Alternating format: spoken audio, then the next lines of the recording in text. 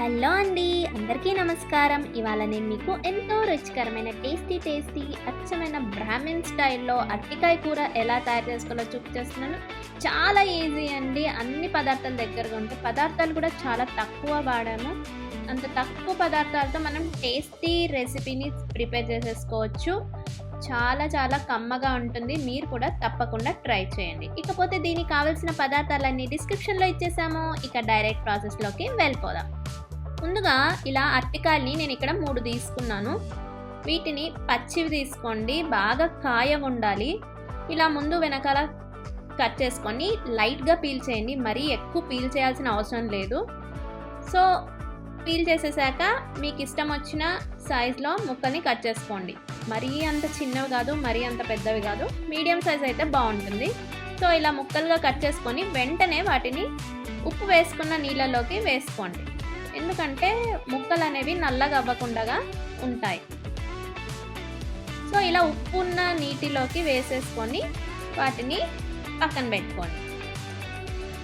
ఇప్పుడు స్టవ్ పైన ఇలా గట్టి పాత్రను పెట్టుకొని అందులోకి ఒక 2 టేబుల్ స్పూన్ల నూనెను వేసుకొని, నూనె వేడెక్కాక 1 స్పూన్ శనగపప్పు, 1 స్పూన్ ఉద్దిపప్పు, 1 స్పూన్ ఆవాలు, అలాగే 1 స్పూన్ జీలకర్రని కూడా యాడ్ చేసుకోవాలి.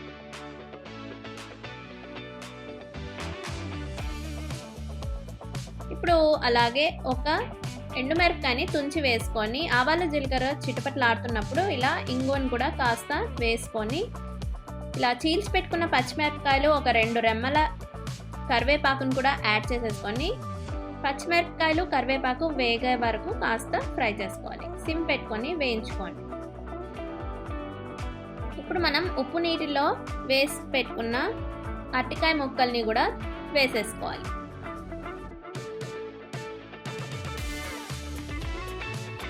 ఇప్పుడు అంతా ఒకసారి బాగా కలుపుకోవాలి.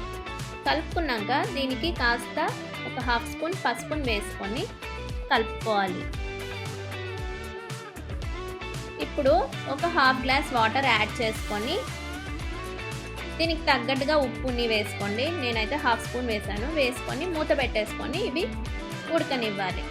ఇవి 3 నుంచి 5 నిమిషాలు పడుతుంది ఉడకడానికి. మధ్యలో కలుపుతూ ముక్క ఉడికిందా లేదా చూసుకోండి. వాటర్ అన్నీ అయిపోయాయి, అయినా ఉడకలేదు అనిపిస్తే ఇంకాస్త వాటర్ యాడ్ చేసుకొని ఉడకబెట్టండి. చూడండి, ఇలా మెత్తగా అవ్వాలి ముక్క, అప్పుడు మనకి ఉడికిపోయినట్టు. ఇప్పుడు ఫ్రెష్గా తురుముకున్న పచ్చి కొబ్బరిని ఒక 2 to 3 టేబుల్ స్పూన్స్ వేసుకోండి. అలాగే సన్నగా కట్ చేసిన కొత్తిమీరను కూడా యాడ్ చేసుకోండి. ఈ స్టేజ్లో ఉప్పు కారం అవసరం అనిపిస్తే యాడ్ చేసుకోండి. ఇప్పుడు ఆ కొబ్బరి ముక్కలకంతా పట్టేటట్టుగా బాగా కలుపుకోవాలి. అంతా ఇలా ఒకసారి మిక్స్ చేసుకున్నాక స్టవ్ ఆఫ్ చేసుకొని ఫైనల్గా నిమ్మరసాన్ని పిండుకోవాలి. సో నేను ఇక్కడ సగం నిమ్మరసంనే పిండుతున్నాను. మీకు నిమ్మకాయ రసం ఇష్టం లేని వాళ్ళు వేసుకోవద్దు. నేనైతే వేస్తాను. టేస్ట్ చాలా బాగుంటుంది. మీరు కూడా ట్రై చేయండి. సో అంతే అండి, ఎంతో రుచికరమైన టేస్టీ అరటికాయ కూర బ్రాహ్మిన్ స్టైల్లో రెడీ అయిపోయింది. సో మీరు కూడా తప్పకుండా ట్రై చేయండి. అదండి వాటి వీడియో. ఈ వీడియో కనుక మీకు నచ్చినట్లయితే లైక్ చేయండి, షేర్ చేయండి, సబ్స్క్రైబ్ చేసుకోండి for more videos. Thank you.